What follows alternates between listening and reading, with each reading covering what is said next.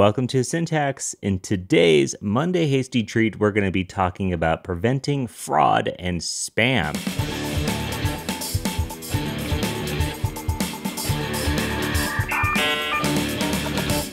We got this really great question from James who said, what are some steps that you take to prevent spam and fraud in your apps? I recently launched a survey app for a small research group and have been amazed by the level of responses coming from the time zones and IP addresses outside of the US. I know CAPTCHAs and Cloudflare can help with bots and scrapers, but where do you start when protecting an app against people? This is so funny because I personally have had, owning a business that had open subscriptions and things like that, I've had my fair share of spam and scam and people trying to test credit cards on our site and stuff. So we're going to go through all of the different ways and strategies that you can enable to prevent spam and fraud on your website. My name is Scott Tolinsky. I'm a developer from Denver, and with me as always is Wes Boss. What's up, Wes? Yeah, I'm excited to talk about this because we're going to give you our best knowledge, but the real answer is that the companies that stop you from doing things on their platforms, they do not talk about how they do it, because it's as soon as you tell them why there's an issue, even if you put it in the error message, then you tell people how to sort of get around it, and it's just this constant cat and mouse game. And honestly, it's getting much worse. The experience as a legitimate user is getting very frustrating, I find, on the internet. I logged into ChatGPT the other day, and they put me through 6 steps of this like fever dream, like select the horseshoe when there's this many. And it showed a picture of these like Alice in Wonderland, like Dumbo. What was that? Was it Pinocchio? Where he has like that dream. I remember seeing that as a kid and just being horrifying. Like awful. Anyways, that was the like awful CAPTCHA that they're having to do, because we had somebody submit a question last week and say, "Hey, I wrote a bot to defeat CAPTCHAs." I know. Oh. And you know what, Wes? As somebody who uses a VPN, typically I use like Molvad, and you probably get a lot. Every single time you do a Google search, every single time you try to use ChatGPT, it's like, hold up. Let's make yourself a CAPTCHA for the 100th time, to the point where it's like, all right, I'll just shut the VPN off because it's absolutely tanking me. And it's a frustrating experience. But you know what also is a frustrating experience, Wes? Tell me. Bugs? Bugs. Is it bugs? Oh, it's bugs. Bugs. But even bugs in your spam prevention could be a very frustrating experience, because you're already frustrating your users, and then you get a bug in there, double frustration. I've been actually, diving deep into Sentry quite a bit. I add Sentry to all my projects, but you know what? It's really the best. Sentry at sentry.io. It's really the best place to log, find, store, capture all your bugs and solve them. But not only just bugs, performance issues, slow queries, slow routes, things that just make your users miserable. So this episode will have some things that we're going to say which may make the experience a little bit more miserable. So, we don't want to have too many miserable things when using your app. So fix your bugs with Sentry at sentry.io/syntax. All right. Hold on. I had a Sentry issue. This is probably a couple of years ago, but when I rolled out reCAPTCHA on my sites, oh man, yes, there's that dreaded reCAPTCHA, like G reCAPTCHA is not defined, because you just assume that it's this globally available variable, and it was not loading, and because people were blocking it, right? Like a lot of people block all Google from the thing, but if you block all Google, then you can't use a lot of these things that use CAPTCHAs. So I had to write a little catch in there to check if reCAPTCHA was not defined, and if it's not, then you have to throw something up and say, hey, this site needs CAPTCHAs to keep going. Yeah. But all right, let's go through it. We're not going to spend too much time on CAPTCHAs, because like that's clearly one way to stop bad people. But the question was more about like, how do you stop just like bad people, not necessarily bots and scrapers, but just bad people in general. So, I mean, I think CAPTCHAs is a good place to start, though. Yes. Because as far as CAPTCHAs go, I've used the Cloudflare CAPTCHA service. Is that HCAPTCHA, or is that a different one? I believe that. No, HCAPTCHA is like the open one. Cloudflare has their own version of CAPTCHA, which they are trying to steer away, because I think a lot of the answers we're going to have today is you have to use a service that captures data.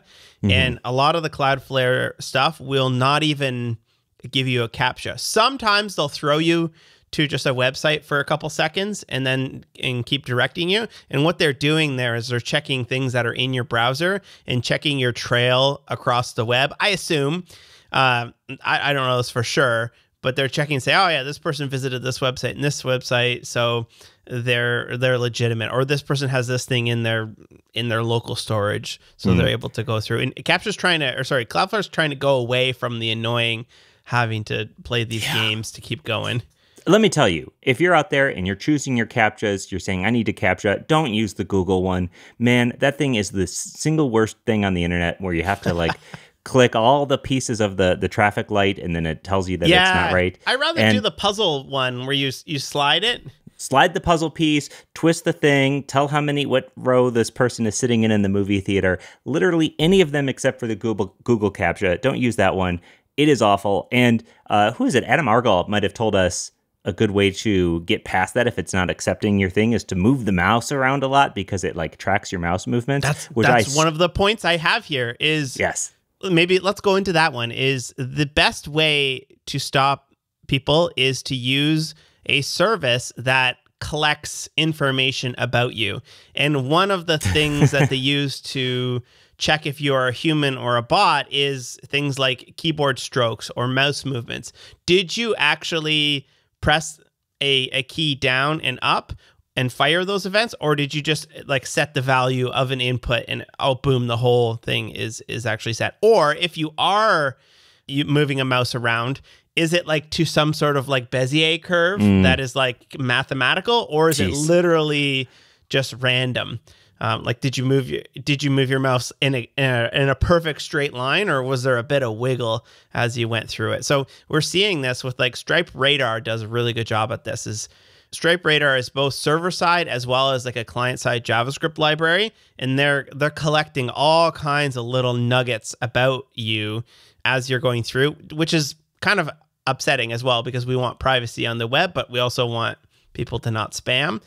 But they're collecting all of that information, and they're using that to make a Stripe Radar score. What your credit card is from this country, and you're trying to buy something from this country, right?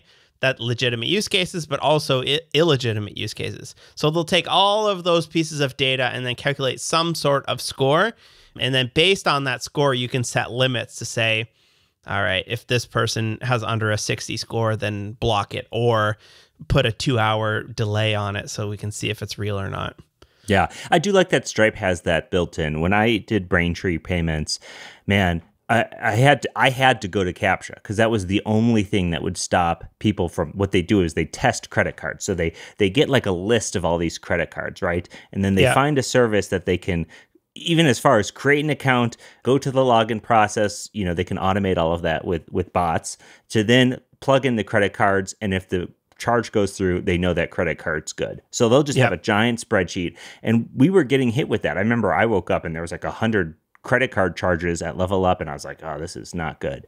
And the solution for that was a CAPTCHA, unfortunately. And if I would have been using Stripe, I wouldn't have had to deal with any of that.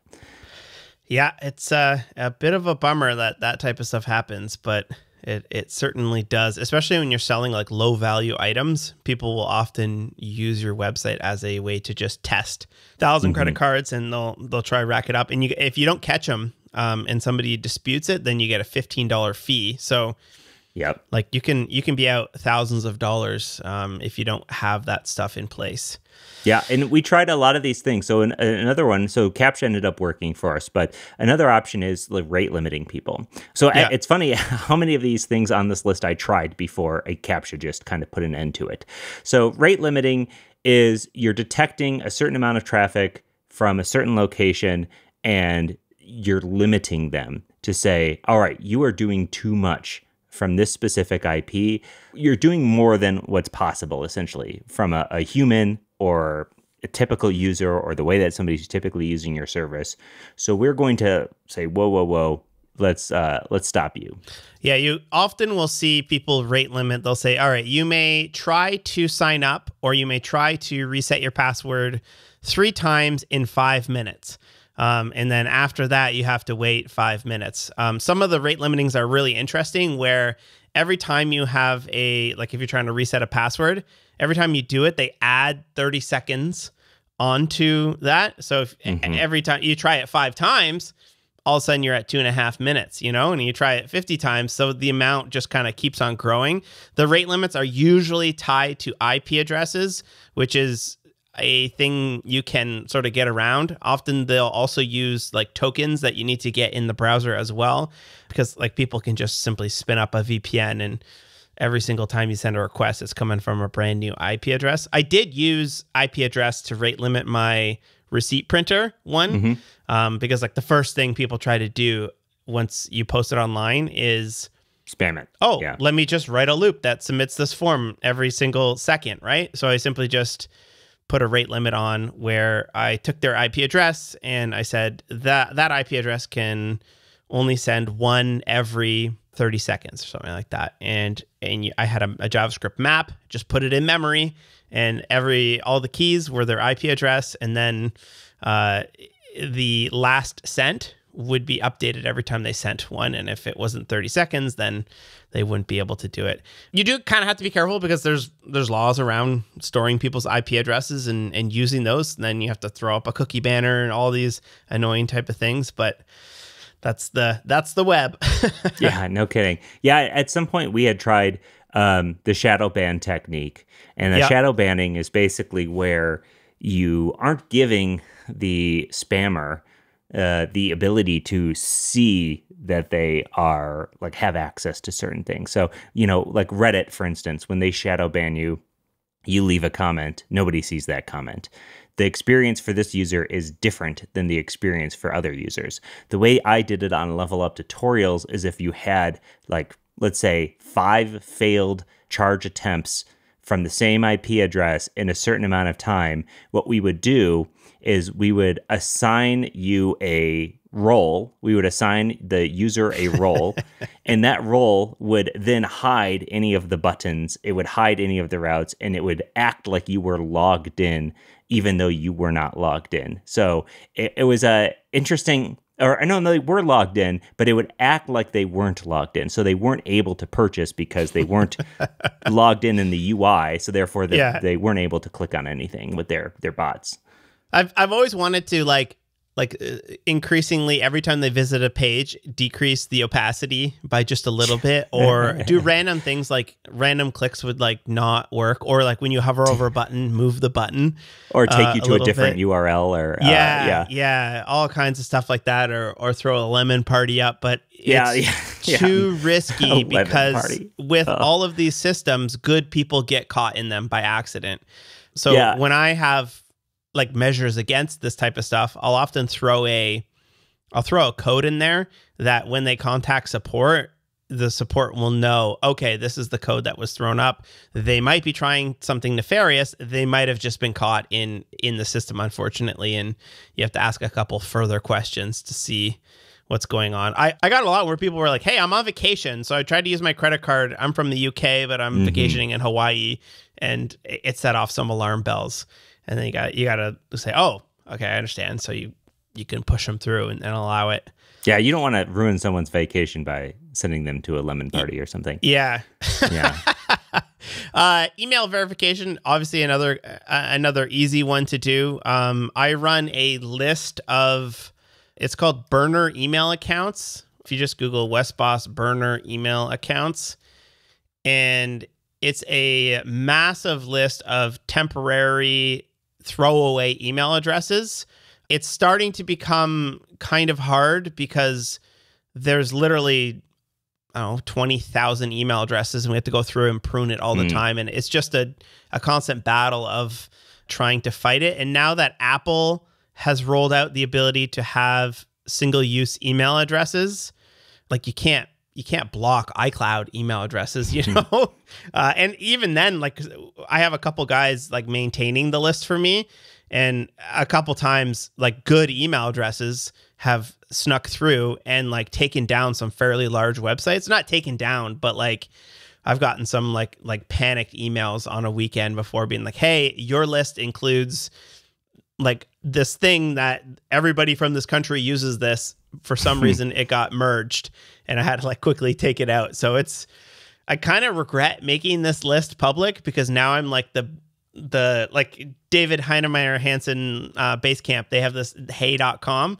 and they rolled out the ability to have generated email address, and somebody added it to the list, and we merged it and whatever. And then there was this big fight, like, oh yeah, hey.com is legitimate, but you can also just use it to sign up and get throwaway email addresses. So you can, to a certain point, you can filter out the throwaway email addresses, but it's becoming a losing battle. Yeah, totally. Yeah, another one would be tying to your actual like legitimate accounts. You can think of this like OAuth, right? So if you log in with Gmail, you log in with Apple, you log in with GitHub, you log in with any of these, then that says like you have an actual service somewhere else that has, by all accounts, stronger verification, right? Yeah. Than what you're probably doing. That's honestly, as much as we hate having to lean on larger companies for this type of stuff, they have it figured out much better than we do. And it is much harder to spin up 100,000 Gmail accounts. And if you tie it directly to a Gmail, or if you verify it via some other way, it's a bit easier. Another step is you literally tie it to a real identity. This is more for financial things. And in Canada, we have this rule, which is like know your client. And if you're doing anything with finance, you have to know your client. You have to talk to them. Hey, why are you investing this money? Why are you creating a bank account? Often they'll ask you to take a picture of your driver's license. And even recently, like I was doing the Stripe approval for Twitter. Like Twitter pays, if you have a tweet that gets like 1 million views or whatever, you get like $100 or whatever for the views. And in order to have that payout, you have to verify your identity. And the last time I did it, it was really interesting because they made you take a photo of your driver's license. Oh, wow. And then they made you take a picture looking left and then looking right. But each time I did left and right, it goes, oops, something went wrong. And they made you do it again, so that you were not spoofing it. So I don't think it actually went wrong. I think they wanted 2 photos of you looking left to make sure that you didn't just take a photo of someone looking left and try to upload it. Interesting. So I thought, and again, it's like these little sneaky ways that they're going through it. And they have to, I'm guaranteed they match it up with the face on the driver's license as well. Yeah. You know what? One thing they do a lot in the States, I don't know, like DocuSign, or if I'm doing anything with my accountant, they'll send you a link and it makes you answer like 4 very secure questions, like which of these cities have you lived in, you know, social security number kind of stuff. And I get those kind of questions can be like light, but oftentimes these are really questions that only you would know the answer to. And then they would sprinkle in some, you know, honeypot ones where it's like you haven't done any of these things. You haven't been in any of these places. You're not associated with any of these addresses. And it's always crazy, the addresses or cars or things that they pull from your history. Yeah. Like sometimes I'm like, oh yeah, I did live there. I lived at that address. Oh yeah, that was the address. Yeah, they're pulling like credit score or something like that. I had it with like Wise, the bank. They had some data leak, and as part of that, you get free credit monitoring for a year. So I signed up for that, and they ask you a whole bunch of questions about like, hey, which of these addresses have you lived in the last 20 years? And I was like, oh shit, there's a lot of info on me out there, and yeah. I hope it's in the right hands, but I don't think it is. It never is. Yeah, no, you're screwed. A lot of this stuff I know we're like kind of like glossing over. I know you mentioned it briefly, just how detrimental a lot of this stuff is to your privacy on the web. But man, that's kind of the world we're living in right now. And so, like, what do we do? What are the solutions here that actually work? And I think I personally, I don't want to implement anything that is that invasive. So I'm going to start with the least invasive things and then increasingly add invasive things if those aren't working. That's like my strategy, I suppose. Manual approval is another one. Specifically in Shopify, we have this where often we'll have people from Cuba, Mexico, Puerto Rico, Dominican. They'll try to buy like a Syntax shirt, but they won't ship it directly there because the shipping is too expensive, or they simply cannot, or they don't trust their local mail delivery. Like, believe me, I've sent many thousands of envelopes of stickers, and I know the post offices in some of these countries are rough. So they will ship it to a forwarding address that is in like Miami or something like that. And then what they'll do is they'll simply just like bring it over the border. We have it in Canada as well. We have all these services that will ship it to Buffalo, and you can either go drive to Buffalo and pick it up yourself, or you can pay a truck to drive it over the border and you go pick it up in Canada. So it's a pretty popular thing to do these forwarding, and Shopify will flag it when somebody tries to ship it to one of these forwarding addresses, because it's also used for fraud. Somebody will take a stolen credit card, they'll buy 7 PlayStations, and they'll send it to this forwarder, and hopefully they get it forwarded to them in another country before somebody realizes that it's on their credit card has been charged for 4 PlayStations. So we will often get those, and we'll go into Shopify, and you sort of have to like look at it, or you do a little Google on the name, and you say, oh, this is actually a developer, they follow me on Twitter, and you can approve it. Or almost always it's totally fine. You can kind of understand, oh, they live somewhere just outside of the US and they want to get it shipped over to them. Word. Next one. Every single ISP out there, both your home internet as well as like DigitalOcean or any host out there that has servers, has something called an ASN, and that is a number that is assigned to them. And sometimes if you want to be able to block known VPNs, you can simply just grab a list. I have a huge list of them. Not that I'm blocking VPNs, but I'm blocking VPNs that are known for nefarious activity. That these people who run these data centers are fine with having bad actors on them. A lot of these things like DigitalOcean and Hetzner, they will not if you're doing anything remotely sneaky even if you're running a VPN on there, they will kick you off immediately, because they do not want those type of bad actors goofing up their IP addresses and on their servers. So you can grab a list of bad ASNs and simply just block them, or throw a CAPTCHA in front of them, because CAPTCHA is kind of nice, because there's some legitimate people on them, but there's also some really bad people on them.